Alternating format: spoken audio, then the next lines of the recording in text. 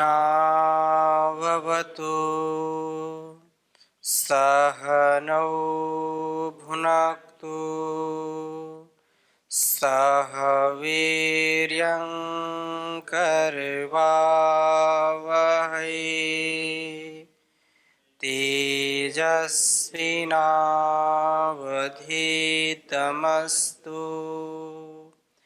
मा विद्विषावहै।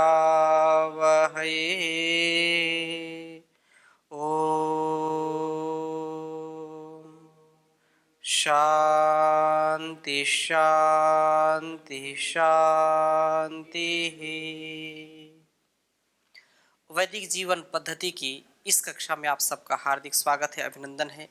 वेदो अखिलो धर्म मूलम, सारे संसार में सारे सुकर्मों का, सारे अस्तित्व में दिव्यता का आधान करने का जो ज्ञान है वो वेदों में निहित है। हमारा सबका जीवन वेदोक्त हो, वेदानुकूल हो। जैसा वेदों का उपदेश, संदेश, आदेश है हमारे लिए, वैसा अपने जीवन में उतार करके मनसा वाचा कर्मणा अपने जीवन को दिव्य बनाएं और इस जगत को दिव्य बनाएं।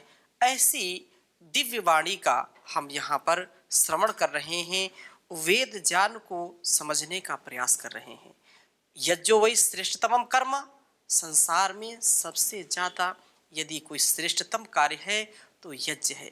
और यज्ञ का भाव सभी के अंदर हो, इंट से लेकर के एलिफेंट तक सभी उस परमात्मा के द्वारा दिए गए निर्देश का पालन करते हैं। चाहे सूर्य हो, चंद्र हो या रात्रि हो, दिन हो, किसी भी प्रकार से जो एक विधान ईश्वर ने बनाया है, जो संविधान बनाया है, उसका कोई भी अतिक्रमण नहीं कर सकता है।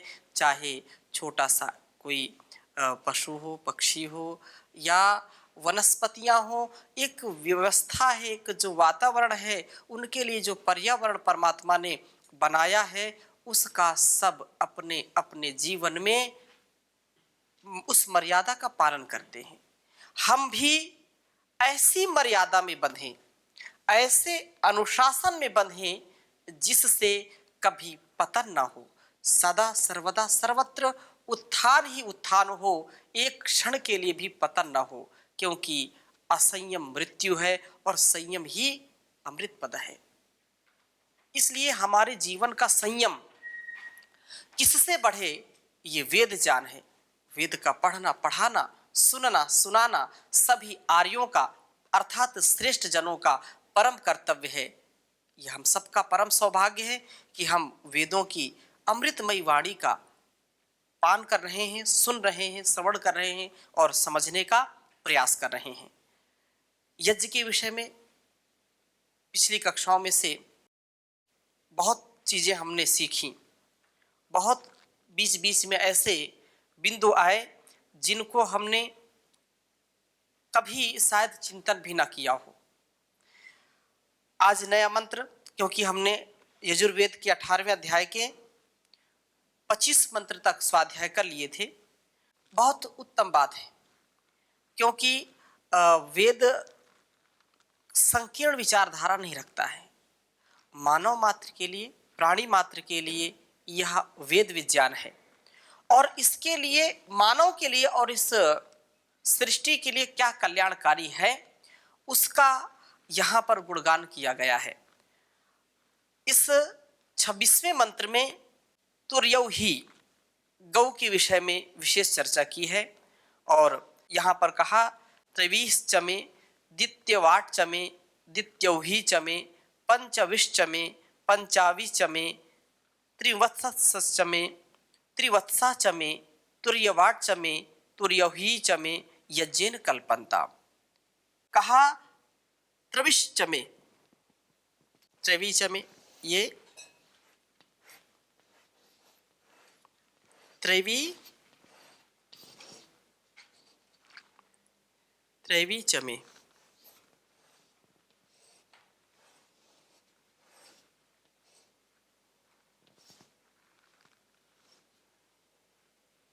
त्रैवी चमे,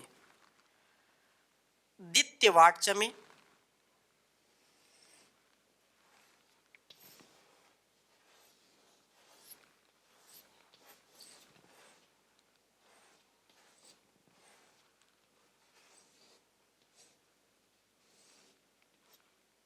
द्वितीयवाट चमे,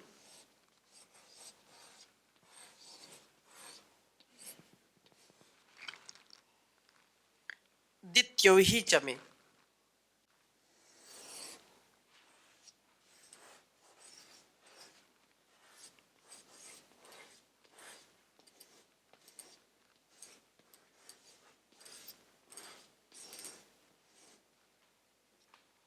द्वितीयोही चमे।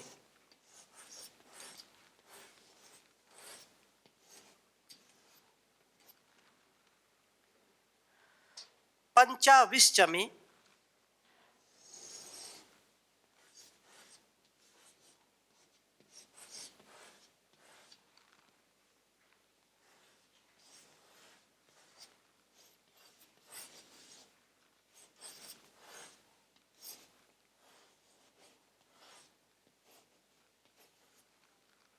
पंचाविश्चमे, पंचावी चमे,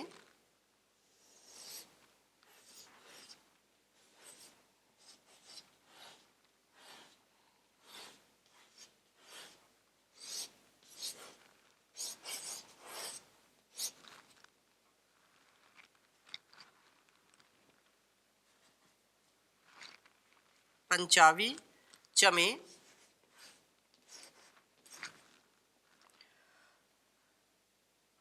त्रिवत्सश्चमे,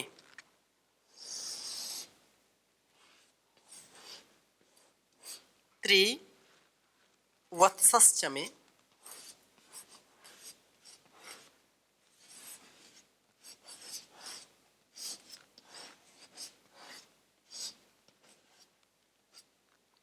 त्रिवत्सश्चमे, त्रिवत्साचमे,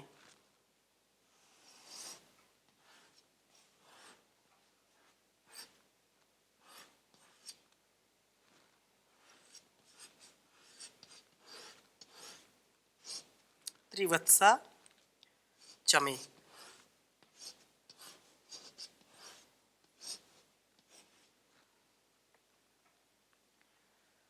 तुर्यवाट चमे,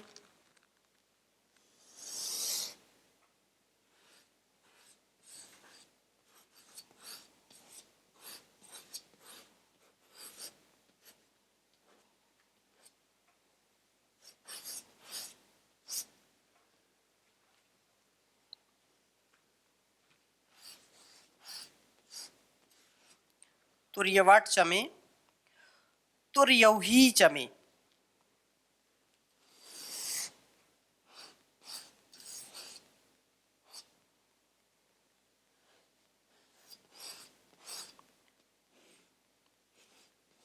तुर्यौही चमे।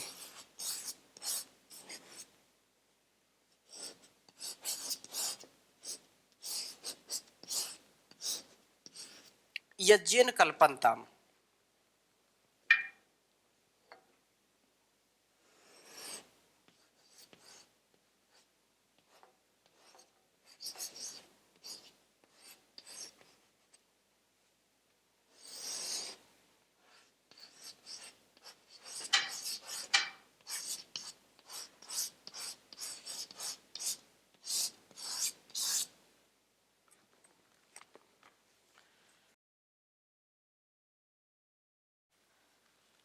एक बार उच्चारण करेंगे। त्रैविश्चमे, त्रैवीचमे, द्वितीयवाट्चमे, द्वितीयोहीचमे, पंचाविश्चमे, पंचावीचमे, त्रिवत्सश्चमे, त्रिवत्साचमे, तुर्यवाट्चमे, तुर्यौहीचमे, यज्ञेन कल्पन्ताम्। पुनश्च त्रैविश्चमे, त्रैवीचमे, द्वितीयवाट्चमे, द्वितीयोहीचमे, पंचाविश्चमे, पंचावीचमे, त्रिवत्सश्चमे, त्रिवत्साचमे, तुर्यवाट्चमे, तुर्यौहीचमे, यज्ञेन कल्पन्ताम्। तो इस प्रकार से यह जो विशेष बात कही है यहाँ पर ध्यान देने योग्य बात है कि इतनी उदात्त भावना है। और ये कहा कि जैसे 24 मंत्र में और 25वें मंत्र में देवों के धारण करने की बात आई थी कि मैं एक देवता का धारण करने वाला बनूं, 2 देवताओं को धारण करने वाला बनूं, और धीरे धीरे करके फिर 33 देवताओं का मैं हूं। मेरे जो है 33 देवता हो, अर्थात वे मेरे अनुकूल हों। इस शरीर में के भी देवता मेरे अनुकूल हों, बाहर के देवता भी मेरे अनुकूल हों। और यहाँ पर फिर 25वें मंत्र में कहा कि मैं 24 वर्ष, 36 वर्ष और 48 वर्ष का आदित्य ब्रह्मचारी बनूं। ऐसा सामर्थ्य मेरे अंदर आए कि 24 को यज्ञ से संपन्न करके मैं वसु बनूं, 36 वर्षों के यज्ञ से क्लिप्ति करके मैं रुद्र बनूं और 48 वर्षों के यज्ञ संपन्न करके मैं आदित्य बनूं। ये बड़ा विज्ञान है। जो 24 वर्ष का ब्रह्मचारी होता है वसु बनता है, वो बसाने का हेतु बनता है, अर्थात उसमें कुछ परिपक्वता आ जाती है। 24 वर्ष के पहले विवाह करना उचित नहीं होता है। तब 24 वर्ष तक सारी धातुएं पुष्ट हो जाती हैं। और यदि ये बहुत ही सामान्य एक प्रकार से ब्रह्मचर्य है, इसके बाद फिर जो विशेष इसको वसु कहा, और जो रुद्र ब्रह्मचर्य है वो 36 वर्ष का होता है। 48 वर्ष का ब्रह्मचर्य आदित्य होता है। और इतना जो ब्रह्मचर्य का अखंड पालन करता है, इसका वो 4 गुना उसकी आयु बढ़ जाती है। यदि 24 वर्ष उसने अखंड ब्रह्मचर्य का पालन किया है तो 24 का 4 गुना करेंगे तो कितना होगा? 96, मतलब लगभग 100 वर्ष। और यदि 36 वर्ष करेंगे तो कितना होगा? और 48 वर्ष करेंगे तो लगभग 200 लगभग होगा। ये जो वेदों की बात है, जो ऋषियों की बातें हैं, हम इनको ऐसे ही हंसी में उड़ा देते हैं, ये तो है नहीं, संभव नहीं है। परंतु इस पर रिसर्च की आवश्यकता है। और ऐसे बहुत आपको उदाहरण मिलेंगे अभी भी, जो 120 और 150 वर्ष तक के लोग अभी भी तो विद्यमान हैं इस धरा पर। तो अपने जीवन को हम ब्रह्मचर्य बनाएं, ब्रह्मचर्य युक्त हम जीवन जिएं, ऐसी बात पहले कही थी। और इसमें क्या कहा कि यह तभी संभव है यदि हम वसु ब्रह्मचारी बनना चाहते हैं, रुद्र ब्रह्मचारी बनना चाहते हैं, आदित्य ब्रह्मचारी बनना चाहते हैं, तो उसके लिए हमारा आहार, विचार, व्यवहार, दिनचर्या बहुत अच्छी होनी चाहिए। इसके संदर्भ में ये बात कही आगे की कि हमारा यह जीवन तभी इतना सुंदर, इतना भव्य बन सकता है जब सात्विक आहार हो। और उसके लिए सात्विक वृत्ति बनने का जो है संभव आहार की शुद्धि। आहार शुद्धौ सत्व शुद्धि। आहार की शुद्धि से ही हमारा सारा अस्तित्व चलता है। जैसा खाएंगे अन्न वैसा हो जाएगा मन, जैसा पिएंगे पानी वैसी हो जाएगी वाणी। तो ये बहुत बड़ा विज्ञान है। अब इसको लोग नहीं मानते हैं तो उसका दुष्परिणाम भोग रहे हैं। जो इस विज्ञान को नहीं समझ रहा है उसका वो दुष्परिणाम भोग रहा है। ठीक है, एक्सपेरिमेंट नए नए कर रहे हैं। कहते हैं कि बादाम खाने से बुद्धि नहीं बढ़ती है, बढ़ती होगी थोड़ी बहुत, ठोकर खाने से ज्यादा बढ़ती है। अनुभव व्यक्ति का जब खुद का होता है तो व्यक्ति को पता चलता है। छोटी अवस्था में जब छोटा बालक चीजों को समझने का प्रयास करता है, बार बार आग के पास जाएगा, माँ उसको रोकती, मत जा बेटा, मत जा बेटा, वो जाएगा जरूर। जिस काम को रोकेंगे उसमें ज्यादा प्रवृत्त होगा। और जब वो हाथ अग्नि में उसका जाता है, जल जाता है, तब फिर दोबारा नहीं जाता है। तो ये मानवीय प्रवृत्ति है, ये मानवीय दुर्बलता है, ये ह्यूमन वीकनेस है कि वो स्वयं करना चाहता है। लेकिन यदि आप तो पुरुषों के जो है वचनों में हमको श्रद्धा है, आगम प्रमाण में हमको श्रद्धा है, तो हम वैसा मान करके वैसा जीने का प्रयास करेंगे तो हमको ज़्यादा समय उसमें लगाना नहीं पड़ेगा। एक्सपेरिमेंट में इतनी जो सामर्थ्य और शक्ति खर्च हो जाती है वो खर्च नहीं होगी, वो हमारी उन्नति में लग जाएगी। अस्तु, तो यहाँ पर पुनः हम चर्चा करते हैं कि वह आहार की शुद्धि पर संभव है। आहार जितना शुद्ध होगा व्यक्ति का विचार उतना अच्छा होगा, उसका संस्कार उतना अच्छा होगा। इसलिए यहाँ पर यह बात कही कि सबसे ज्यादा सर्वोत्तम सात्विक और पूर्ण भोजन के रूप में गोदुग्ध को आदिकाल से ही, प्राचीन काल से ही इसको मान्यता मिलती रही है और आज पूरा विश्व इस पर रिसर्च कर रहा है।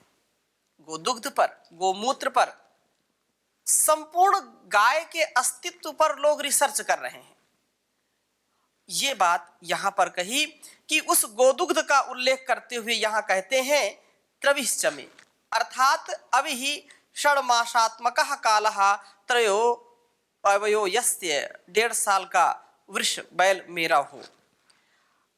अर्थात ये एक अलंकारिक वर्णन में काव्यात्मक ढंग से इस बात को कह रहे हैं कि यह मेरा यज्ञ के द्वारा यह संपन्नता मुझको प्राप्त हो और त्रैवीचमे 1.5 साल की गौ मुझे प्राप्त हो, द्वितीयवाटचमे द्वितीयोहीचमे 2 संवत्सर का 2 साल का बैल मुझे प्राप्त हो और इसी प्रकार से 2 साल की गाय मुझे प्राप्त हो। यज्ञ के निमित्त कल्पनताम शक्तिशाली बनाए।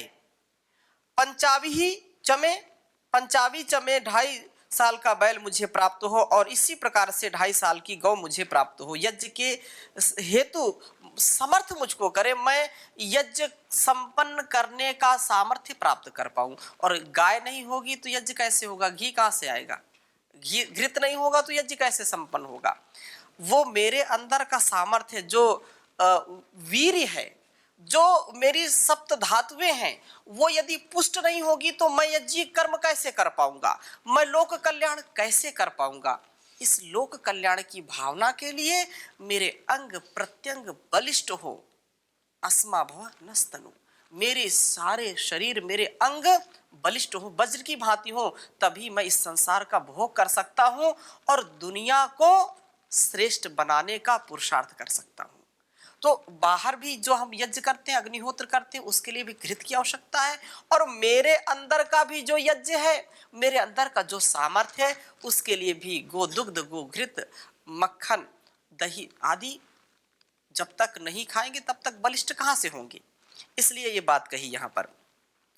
और त्रिवत्सश्चमे, त्रिवत्साचमे संवत्सर, 3 साल का बैल मेरा हो और 3 साल की गौ मुझे यज्ञ के हेतु समर्थ करे।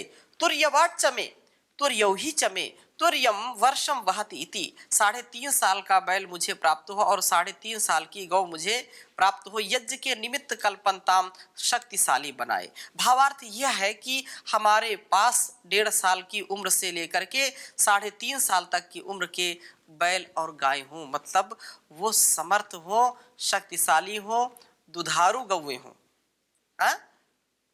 दुधारू गौवे हों, जिससे मेरे और मेरे परिवार का सामर्थ्य बढ़ता जाए, शारीरिक सामर्थ्य भी, यज्ञीय सामर्थ्य भी बढ़े, कल्याण की भावना से सदा मैं ओतप्रोत रहूं।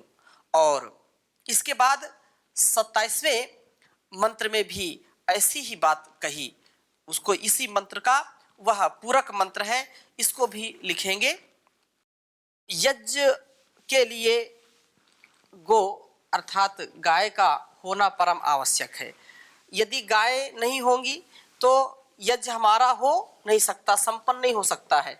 यज्ञ कर्म के लिए गाय का होना आवश्यक है। और गो अर्थात हमारी इंद्रियां भी, यदि हम अपने इस शरीर से भी यज्ञ करना चाहते हैं, शरीर का मतलब परोपकार की भावना से, कल्याण की भावना से जो भी हम कार्य करते हैं वो यज्ञीय कार्य होते हैं और हमारी इंद्रियां गो कहलाती हैं। यदि गो नहीं होगी, हमारी इंद्रियां नहीं होगी, देखने की शक्ति नहीं होगी, कानों में सुनने की शक्ति नहीं होगी, रसना में बोल, इसको भी गो बोलते हैं, वाणी को भी क्या बोलते हैं, गो बोलते हैं।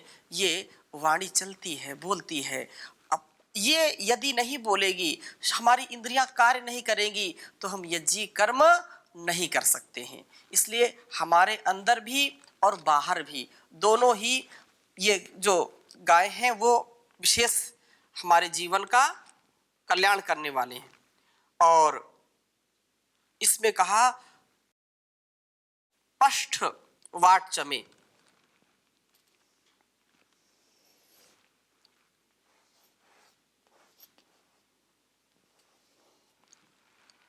पष्ठ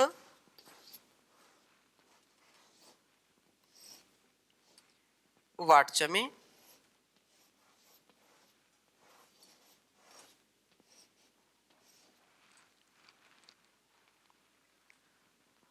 पष्ठौ ही चमे,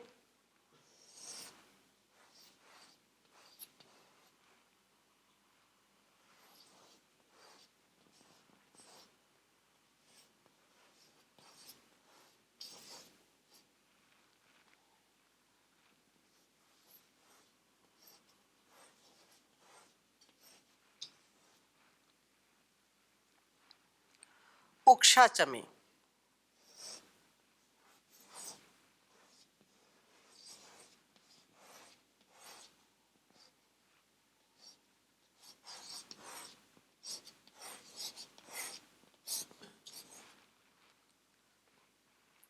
वशा चमे,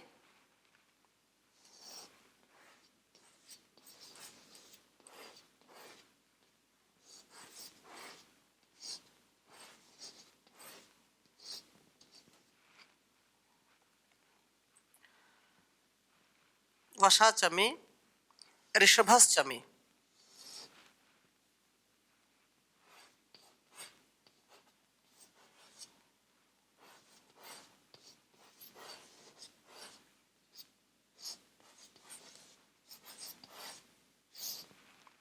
ऋषभस चमे,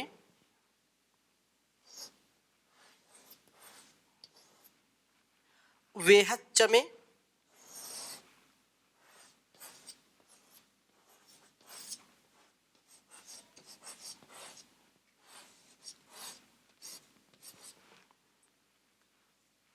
वेहत चमे, और इसके बाद कहा आनडवान,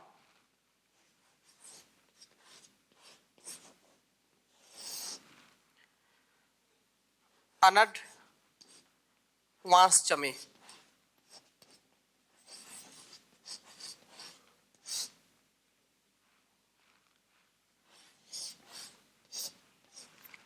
अनड वांस चमे, धेनुष चमे यज्ञेन कल्पन्ताम,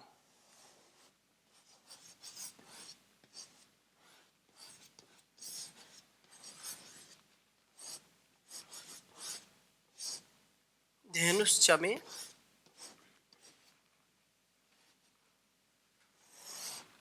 यज्ञेन कल्पन्ताम।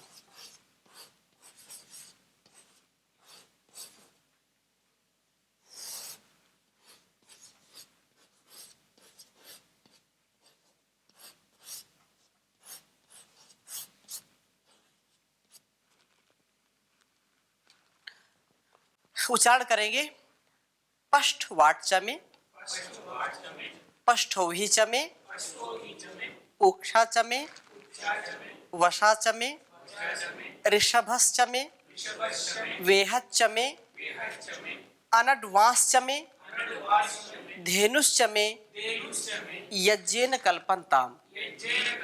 पुनश्च एक बार फिर से बोलेंगे पष्ठ वाट चमे, पष्ठौहि चमे, उक्षा चमे, वशा चमे, ऋषभस चमे, वेहत चमे, अनडवांस चमे, धेनुष चमे, यज्ञेन कल्पन्ताम।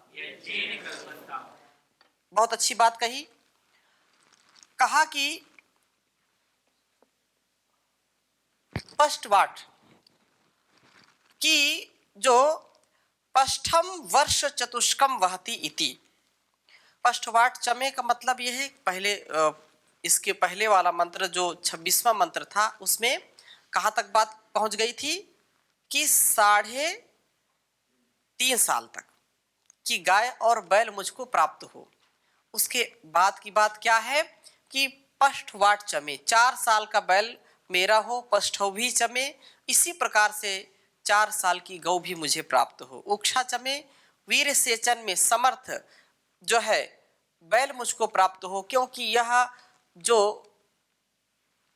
बैल अर्थात जो पुरुषार्थ में विशेष सामर्थ्यशाली हो। वशा चमे वंध्या गौ भी मेरे पास हो। किसी भी प्रकार से, क्योंकि गोधन बहुत बड़ा धन माना जाता था श्री कृष्ण के समय में भी। जिसके पास जितनी गाय होती थी उसको उतना ही धनवान माना जाता था। इसलिए गोधन भी विशेष मान करके आज लोगों की जो ऐसी परिस्थिति हो गई कि दूध देना गाय ने बंद कर दिया तो उसको छोड़ देते हैं, गली गली बेचारी मारी मारी फिरती है। लेकिन यहां पर क्या कहा, वसाचमे, गाय हैं, मेरी गाय हैं, लेकिन उन गायों में यदि असक्त है, वो चलने में असक्त है, दूध नहीं देती है, दुधारू भी नहीं है, तो भी वो मेरी हो। उसको मैं इधर उधर ऐसे दीनहीन स्थिति में न छोड़ूं। और वह ऋषभा चमे, अति युवा बैल भी मुझे प्राप्त हो, अति युवा वृषभ भी मेरे पास हो। वेहत चमे, गर्भधारिणी गौ भी मुझे यज्ञ के हेतु जो है समर्थ करे, क्योंकि यह जब बछड़े और बछड़ियां आएंगी तो निश्चित रूप से संतति बढ़ेगी, दूध घी बढ़ेगा, जिससे मेरा जीवन और यह मेरा परिवार संसार भी अच्छा चलेगा। तो इस मंत्र की व्याख्या अभी बची है, अगली कक्षा में इसको पुनः लेंगे। अभी यहीं पर विराम करते हैं। ओम शांति शांति शांति।